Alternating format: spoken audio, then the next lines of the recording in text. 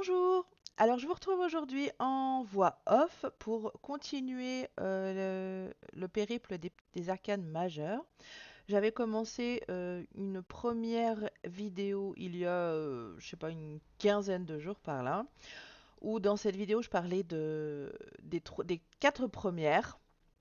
Donc, ça s'arrêtait à l'empereur. Et bien, aujourd'hui, j'ai l'intention de continuer. Alors, continuons. C'est parti. Allez, nous sommes partis avec donc la cinquième carte du tarot en arcane majeure qui est donc le pape.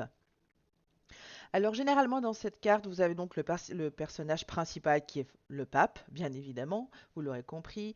Donc qu'est-ce qu'il nous dit ce pape? Eh bien, c'est une figure d'autorité spirituelle et morale. Ensuite, c'est un bon médiateur entre le ciel et l'humain, enfin entre les humains et Dieu et le divin, on va pas dire Dieu, mais le divin. Ensuite, sur cette carte, vous trouverez aussi souvent, il y a souvent, alors sur la dernière image que je vais vous montrer, c'est-à-dire sur mon jeu des sorcières à moi, il n'a pas cette tiare, mais dans la plupart des autres jeux, vous le trouverez. Donc sur sa tête, il a une tiare à trois étages. Donc ces trois étages, elles représentent les trois mondes, c'est-à-dire le monde matériel, le monde spirituel et le monde divin. Et vous trouverez aussi dans sa main gauche un bâton avec trois autres bâtons à la verticale. Donc ça, c'est la croix papale. Et ça symbolise le pouvoir, l'autorité du pape, donc le pouvoir spirituel, temporel et sacré. Ensuite, vous trouverez, alors toujours dans ma carte du tarot des sorcières, vous ne l'aurez pas non plus, mais dans la plupart des autres jeux, c'est le cas. Vous avez deux autres prêtres à genoux, donc devant ce pape. Alors, ça fait voir que cette carte, elle est aussi, que le pape est aussi un enseignant. Voilà. Ensuite, qu'est-ce que vous pouvez trouver? Alors, il a souvent sa main, ses deux doigts levés là, vers le ciel. Enfin, oui, vers le ciel. Donc, c'est un geste de bénédiction, hein. Donc, voilà, et de protection. Il bénit, il protège. Qu'est-ce que vous pouvez aussi trouver dans cette carte? Eh bien, il y a deux clés. Donc les clés, vous avez bien deviné que ce sont les clés du paradis. Donc il y en a une en or et une en argent. Euh, Celle en or, elle ouvre les portes du ciel, du paradis. Et celle en argent referme donc ses portes. Et ça peut aussi parler de fait qu'elle soit croisée comme ça, c'est souvent associé à l'occulte, à l'ésotérique. Donc voilà.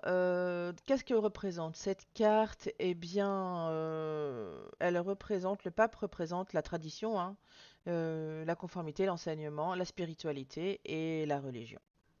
Voilà ce qu'on peut dire sur le pape. Voilà ensuite la sixième carte est donc l'amoureux ou les amants. Tout dépend du jeu que nous avons ou que vous avez. Alors qu'est-ce que ces amoureux peuvent nous dire? Eh bien, alors déjà visuellement, vous comprendrez bien que c'est Adam et Ève dans le jardin d'Éden. Généralement, ils sont nus aussi. Alors pas sur tous, hein, mais en tout cas il me semble que sur le tarot de Marseille, si je dis pas des bêtises, et sur certains Rider White Smith, bon, quelquefois vous les trouverez nus, comme l'était Adam et Ève, hein, d'ailleurs. Alors qu'est-ce que nous apprend cette carte? Qu'est-ce qu'elle nous dit quand elle tombe dans un tirage? Eh bien, elle peut nous parler forcément d'amour et de relations, hein. Ça, c'est la base. Elle nous parle aussi de choix et de décision, de, de confiance en soi aussi, suivant les tirages, d'attraction forcément et de désir. Quoi d'autre? Alors côté spirituel, les amoureux peuvent aussi représenter une connexion spirituelle profonde. Alors on parle souvent d'âmes jumelles, de flammes jumelles ou de rencontres karmiques. Eh bien, les amoureux, côté spirituel, font partie de ce genre de cartes que l'on peut trouver dans un tirage. Eh bien, voilà, en résumé, voilà, les amoureux parlent d'amour, hein, de choix importants, d'équilibre et de véritable authenticité dans nos relations et nos décisions. Voilà pour les amoureux. Et nous voilà arrivés donc à la carte numéro 7, qui est donc le chariot. Alors, qu'est-ce que je peux vous apprendre sur ce chariot? Alors, souvent, vous verrez deux animaux. Bon, déjà, vous verrez un chevalier, enfin, quelqu'un qui conduit ce chariot, hein, bien évidemment. Donc, ce personnage dans le tarot, c'est vous, hein. Euh, alors, qu'est-ce que... En plus d'être... donc, il est souvent avec une armure, un bâton ou quelque chose, une épée, enfin quelque chose dans la main. Euh, donc il essaye de contrôler ces deux animaux. La plupart du temps, hein. Attention, c'est pas chaque créateur de tarot, comme je vous le disais dans la première vidéo, a sa façon de voir le tarot. Surtout en ce qui concerne les tarots de Rider. Euh, donc on a donc ce chevalier là, cet homme qui conduit ce chariot avec deux animaux. Donc vous trouverez soit des chats, des sphinx, des chevaux. En tout cas, il y en aura au moins deux, ça c'est sûr. Euh, Généralement un noir et un blanc qui vont dans deux directions différentes. Ça parle d'opposition et de dualité, hein, pour le chariot. Ensuite, qu'est-ce que vous pouvez trouver d'autre? La couronne et l'étoile qu'il y a au-dessus du chevalier, là, au-dessus de la tête du chevalier. Bon, et encore, c'est pas, voilà, c'est pas sûr, sûr, en général, voilà. Donc, ben, cette couronne et cette étoile là parlent de succès, de triomphe, de réalisation aussi. Après, donc l'armure du chevalier parle de protection et de force. Ensuite, les roues, quand on les voit, bon, ça c'est pas, on les voit pas tout le temps. Donc forcément que ça parle de mouvement, hein, d'avancée, de progression, pardon. Ensuite, qu'est-ce qu'on peut voir d'autre? Ben, pas grand-chose d'autre. Je pense qu'en général, je vous ai tout dit. Alors, qu'est-ce que cette carte nous apprend dans un tirage? Eh ben, elle nous parle de succès, de victoire, de contrôle, hein, parce que ce cavalier-là, ce chevalier qui contrôle ces deux animaux qui vont dans deux sens différents, hein. De détermination aussi. Donc le contrôle, ça je vous dis. Alors le contrôle, je vous l'ai dit, mais le contrôle, que ce soit sur ses émotions, enfin sur nos émotions ou sur notre environnement, hein. Bon voilà, hein. Succès, victoire, pas grand-chose d'autre à dire, hein. Euh, Qu'est-ce que vous pouvez aussi trouver? Ben, ouais, de temps en temps, peut-être qu'il y aura un ciel un peu jaunâtre. Bon, c'est pas dans toutes les cartes, hein. Là, c'est vraiment du chichi que je vous fais parce que on ne sait jamais. Donc, ce ciel, il représente la clarté mentale, la connaissance. Voilà, je crois qu'on en a fini pour le chariot. Eh bien, nous allons passer à la suivante. Passons à la carte numéro 8 de ce tarot. Alors, la carte numéro 8 est donc la force, mais pas toujours. Dans certains jeux, c'est la justice. Bon, là, je vous parle des jeux que j'ai, et moi, la place de la force, c'est la numéro 8. Donc, je vais vous parler de ce que je connais. En tout cas, je vous indique juste l'information que j'ai, que dans certains jeux, la justice est à la place de la force. Alors, qu'est-ce que nous dit cette carte? Alors, vous trouverez souvent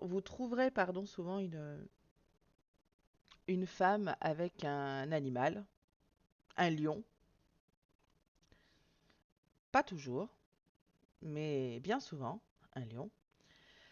Donc, elle nous montre qu'elle arrive à le maîtriser, hein, ce lion, par son calme et sa sérénité, hein, sa douceur, sa maîtrise. Quant au lion ou l'animal suivant le jeu, eh bien, il représente lui tout simplement les instincts animaux, hein, les pulsions, la colère, enfin tout ce qu'un lion peut, voilà, la peur, la, la passion, tout ce qu'un lion représente quoi dans la nature, hein. Donc le fait que le lion soit, comment dire, soit dompté par cette femme calme et sereine, parle de maîtrise avec bienveillance et et compréhension et de compréhension. Ensuite, qu'est-ce qu'on peut dire d'autre de cette carte? La couronne de fleurs qu'elle a sur la tête. Donc ça symbolise la pureté et l'innocence, hein, et le lien avec la nature. Ensuite, ah oui, il y aura le signe aussi de l'infini. Donc souvent au-dessus de sa tête. Bon, souvent, hein. Donc lui, il symbolise l'énergie infinie. Qu'est-ce qu'il y a d'autre aussi? Bon, parfois, vous aurez peut-être des paysages, un fond de paysage. Bon, des montagnes ou un ciel, mais bon, voilà. Donc ça signifie la stabilité et l'équilibre émotionnel.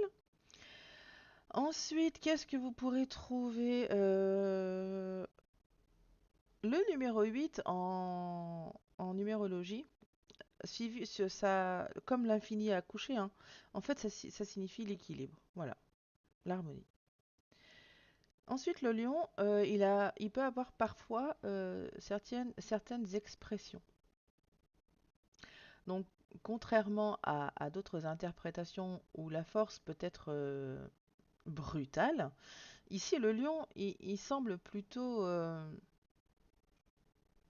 apaisé. Dans les jeux de Rider, généralement, le lion il est plus, il est montré apaisé. Voilà, qu'est-ce qu'on peut dire d'autre? Eh bien, cette carte, elle signifie donc généralement dans les tirages, donc une maîtrise de soi, de courage, de compassion, de résilience, de quoi d'autre encore? D'alchimie intérieure. Donc la femme, elle symbolise l'esprit conscient qui contrôle les instincts primaires. Donc elle suggère une transformation intérieure. Ensuite, qu'est-ce qu'on peut dire d'autre? Eh bien que c'est vraiment la carte de la domination des émotions, hein. Il n'y a rien d'autre, de la sagesse et de la maîtrise de soi. Et bien voilà, c'est fini pour la force. Et voilà, j'en ai fini pour cette vidéo. Je vous retrouve très vite pour la prochaine. Je vous souhaite une très bonne continuation et à très vite. Bisous bisous.